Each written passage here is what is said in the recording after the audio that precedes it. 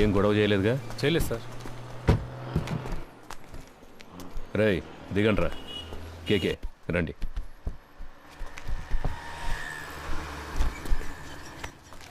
మనం ఫ్రీగా ముందు సీట్లో కూర్చుందాం. ఫోన్ ఆఫ్లో ఉంది, స్విచ్ ఆఫ్ అని తెలుగులో వస్తుందిరా. అప్పుడు ఆ అమ్మాయి మనలోనే ఎక్కడ ఉంది? రేయ్ అటుపక్క చైల్డ్లాకి మెసేజ్ పంపించవచ్చుగా. ఇంతకు ముందే పంపించేశాను రా. అన్నా ఇక్కడే తినేసి వెళ్దామా? నాకేం వద్దురా, నేను వెళ్ళే దారిలో మా ఊర్లో తిరిగేస్తానుగా.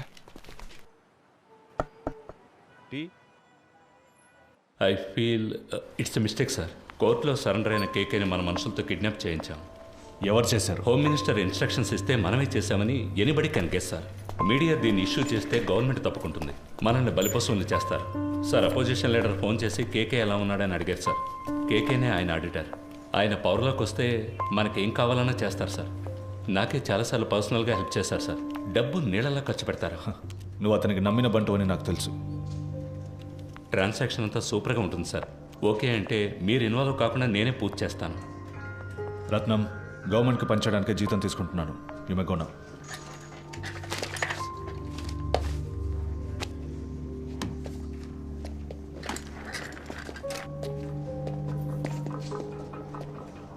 ఏంటి సార్ మాట్లాడారు?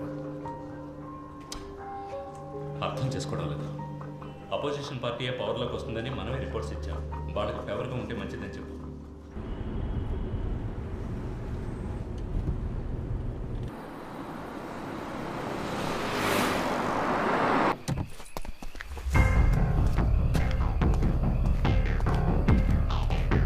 సార్, కృష్ణమూర్తి గారు లోపల రూమ్ రెడీ చేయమన్నారు.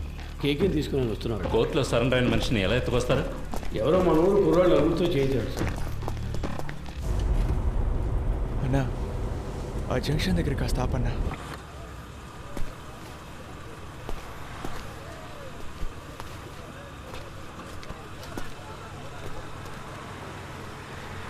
అన్నా వెళ్ళొస్తానా? సరేరా, ఇంటికి వెళ్ళి ఫోన్. అలాగేనా, జాగ్రత్తగా వెళ్ళండి. ఫోన్ చేస్తాను. మర్చిపోకుండా ఫోన్ చేయరా. అలాగే, ఇంటికి వెళ్ళి ఫోన్ చేస్తాను.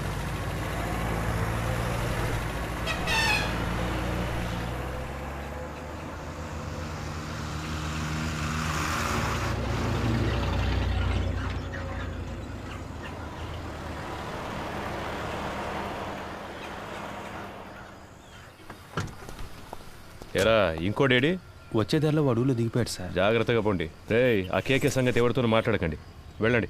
అలాగే సార్. బాగా నిద్రపోయావా? ఫ్రెష్గా వస్తున్నావు? ఏసీ గారు మీకు నైట్ ఫోన్ చేశారట, మీకు తీలేదట. సార్ నేను అంటున్నాను తప్పుగా అనుకోకండి. మీరు ఆయనతో కాస్త అడ్జస్ట్ అయిపోతే. డ్యూటీ మాత్రం చేయవు. ముందా ఏసీకి పంపు కొట్టమ్మని, అప్పుడే నీకు మంచి జరుగుతుంది. సార్ ఏంట్రా బయలుదేరండ్రా. ఇక మీదట బయట ఊరికి వెళ్తే డబ్బులు మిగిలెట్టాలని పార్క్లోనో బస్టాండ్లోనో పడుకోకండి. ఎక్కడైనా రూమ్ తీసుకోండి. చాలా క్రైమ్స్ జరుగుతున్నాయి. చూడ్డానికి అచ్చం దొంగలాగే కనిపిస్తున్నారు. ముఖాన ఘాట్లు, పళ్ళూడిపోయి అన్ని కేసుల్లోనూ మిమ్మల్ని పట్టుకెళ్తారు. అలాగే సార్. నవ్వితే తొరి కనబడుతుందా సార్? ఏసీ గారు ఆయుధ పూజ చేయాలంటున్నారు. క్లీన్ చేయడానికి మనుషులు దొరకలేదు. వీళ్ళతో చేయించుకుందామా? రేయ్ స్టేషన్ని శుభ్రం చేసి వెళ్తారా?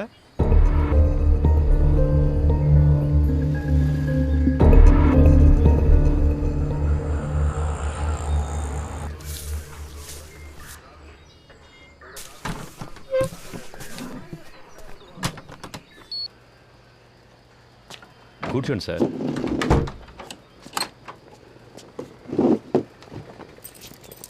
మాట్లాడుకుందామా? ఇంట్లో పెళ్ళాం పిల్లలంతా ఫెస్టివల్ టైంలో ఎందుకు లేటుగా వస్తున్నారని అడగరు? అడుగుతారు, అందుకని పని మానుకోగలమా?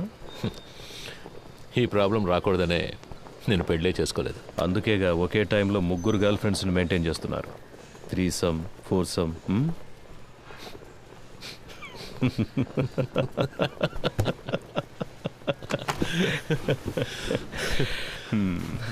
ఏం చేస్తున్నారు? గర్ల్ ఫ్రెండ్స్ గురించి తెలుసు, నా పనేంటో తెలీదా? ఏంటి మిస్టర్ కృష్ణమూర్తి? మీరు మూడితేనే పిలవచ్చు. అన్నిట్లోనూ మీరే నాకంటే పెద్దవారు.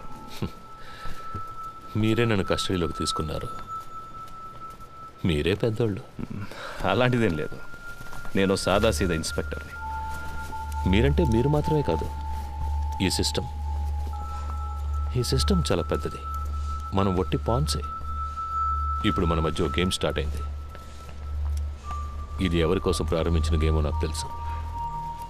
మీరు నన్ను అడ్డుపెట్టుకుని ఆయన పట్టుకోలేరు. ట్రై చేయండి. సార్, నిన్న మీరంత హార్ష్గా మాట్లాడిన తర్వాత ఇక మీతో ఈ కేసు గురించి మాట్లాడడం కుదరదు అనుకున్నాను. ఇప్పుడు మీరే కాల్ చేసి వాళ్ళని మాట్లాడడానికి రమ్మన్నందుకు చాలా థ్యాంక్స్ సార్. మాట్లాడడంలో తప్పేం లేదుగా. కోర్స్ ఆఫీస్లో ఇవన్నీ మాట్లాడుకోలేం, అందుకే వాళ్ళని ఇక్కడికి రప్పించమన్నాను. All said I'm none, they are part of the system. Sir Rohan, నువ్వు బయలుదేరు. Let me introduce you sir. వాళ్ళకి నేను తెలుసుగా. తెలుసు సార్. నేను మాట్లాడుకుంటాను, నువ్వు దీని గురించి ఇంకెవరితో మాట్లాడద్దు. Okay sir.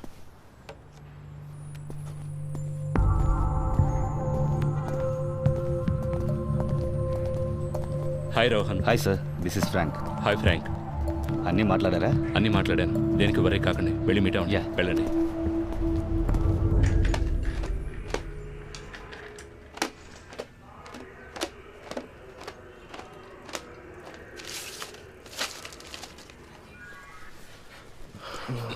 So by profession you are an auditor. అవునా? ఆ పిల్లో కొంచెం ఇవ్వండి, నడుం పట్టేసింది. Thank you. అలవాట్లేదు కదా, కావాలంటే పడుకుంటారా? నేను కూర్చుని. నో థ్యాంక్స్, మీరే టైర్డ్గా ఉన్నారు, పడుకోండి. థ్యాంక్స్. సిటీలో ఉన్న టాప్ మోస్ట్ బిగ్ షాట్స్ చాలామంది మీ clients, politicians, business men, cine actors. I right? Yes you are. Heroine Tarak కూడా మీరే ఆడిటర్ కదా సార్? నేను ఆవిడ ఫ్యాన్ సార్. కొన్ని రోజుల క్రితం ఏమన్నా ఆపరేషన్ చేయించుకున్నారా? ముందు బాగా ఎత్తుగా ఉంది. అదే సార్ ముక్కు. టెల్ మీ కేకే, మీకంటే ఎఫిషియెంట్ అయిన ఎస్టాబ్లిష్ అయిన ఆడిటర్స్ కంటే మీ దగ్గర డబ్బు ఎక్కువ ఉంది. ఎలా? See, money is something that will not be there with everybody. మనందరం ఒక్కసారైనా ఆలోచించుంటాం, ఇంత సంపాదిస్తున్నాం అయినా మన చేతిలో డబ్బులు లేవే అని. I'm right? నాకైతే ఎప్పుడు అలాగే ఉంటుంది సార్. ఇప్పుడు మీ దగ్గర చాలా డబ్బులు ఉన్నప్పుడు ఏదో తెలియని, బయటికి చెప్పుకోలేని ఏదో భయమో గిల్టో ఉంటుంది కదా? ఉంటుంది సార్. మీకు?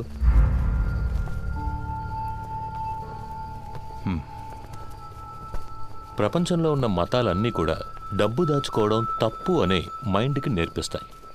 అందులోనూ మనలాంటి దేశంలో 30% జనం పేదరికంలో ఉన్నప్పుడు డబ్బున్నోడు ఓ దొంగలాగానో ఓ నేరస్తుడిలాగానో కనిపిస్తాడు. అది వాళ్ళకు మాత్రమే కాదు, వాడు తన గురించి అలాగే ఫీల్ అవుతాడు.